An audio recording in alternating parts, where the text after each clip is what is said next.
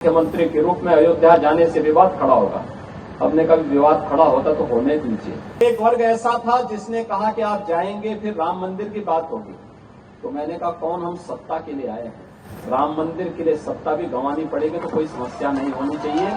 आज भी आप देखते होंगे हम लोगों ने 2017 में जब अयोध्या में दीपोत्सव के आयोजन को आगे बढ़ाया था, हमारे मन में एक ही बात थी और वो बात यही थी कि कैसे भी हो अयोध्या को उसकी पहचान मिलनी चाहिए, कैसे भी हो अयोध्या को उसकी पहचान मिलनी चाहिए, अयोध्या को वो सम्मान मिलना चाहिए जिसका वो हकदार होना चाहिए। एक द्वंद्व था जब अयोध्या में पहली बार आने की बात हुई। यद्यपि मेरी 3 पीढ़ियां श्री राम जन्मभूमि आंदोलन के लिए समर्पित थी, मुझे कोई समस्या नहीं थी, लेकिन शासकीय व्यवस्था जिस नौकरशाही से जकड़ी होती है, उस नौकरशाही में एक बड़ा वर्ग ऐसा था जो कहता था कि मुख्यमंत्री के रूप में अयोध्या जाने से विवाद खड़ा होगा। हमने कभी विवाद खड़ा होता तो होने दीजिए, लेकिन अयोध्या के बारे में कुछ सोचने की आवश्यकता है। फिर एक वर्ग ऐसा था जिसने कहा कि आप जाएंगे फिर राम मंदिर की बात होगी, तो मैंने कहा कौन हम सत्ता के लिए आए हैं, राम मंदिर के लिए सत्ता भी गंवानी पड़ेगी तो कोई समस्या नहीं होनी चाहिए। और हम लोग उस समय फिर इस कार्यक्रम के साथ जुड़े। मैंने से 19 अवस्थी से कहा, मैंने कहा एक बार चुपचाप जाकर के देखो दीपोत्सव का कार्यक्रम कैसे हो सकता है। और वे यहां आए, उन्होंने यहां सर्वे किया, उन्होंने कहा दीपोत्सव का आयोजन होना चाहिए। मैंने कहा मैं जाऊंगा, दीपोत्सव करते करते बीच में फिर राम मंदिर की बात उठेगी तो इसको क्या करेंगे। उन्होंने कहा नहीं, कार्यक्रम हो इसके बारे में हम सबसे बात करते हैं और सबका सकारात्मक भाव हो। और आज आप देख रहे होंगे दीपावली के एक दिन पहले अयोध्या का दीपोत्सव अयोध्या का एक फेस्टिवल बन गया, एक पर्व बन गया है।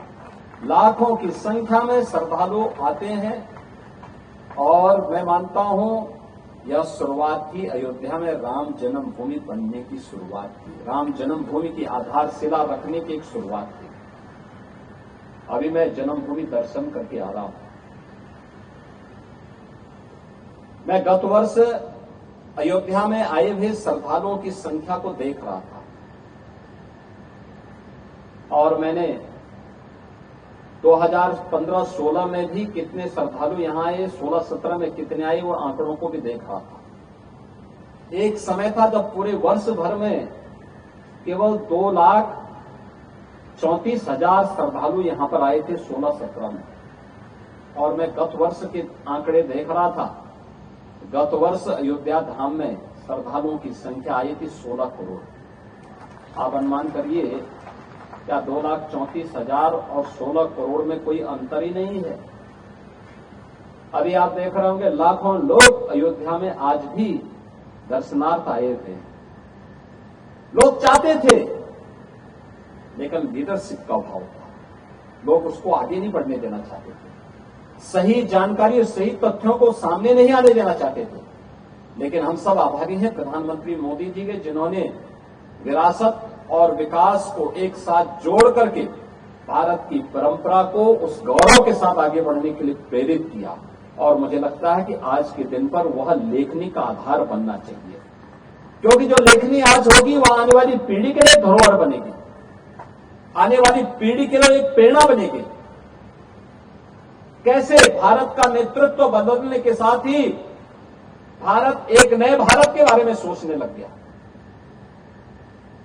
एक भारत श्रेष्ठ भारत के बारे में सोचने लग गया।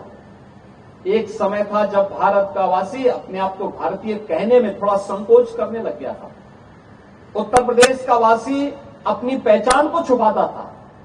ज्यादा समय नहीं, 1 दशक पहले की स्थिति थी, और आज क्या परिवर्तन आया है।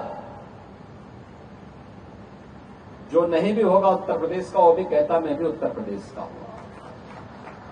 जो नहीं भी होगा भारत का, वह कहेगा कि मैं भारतीय हूं।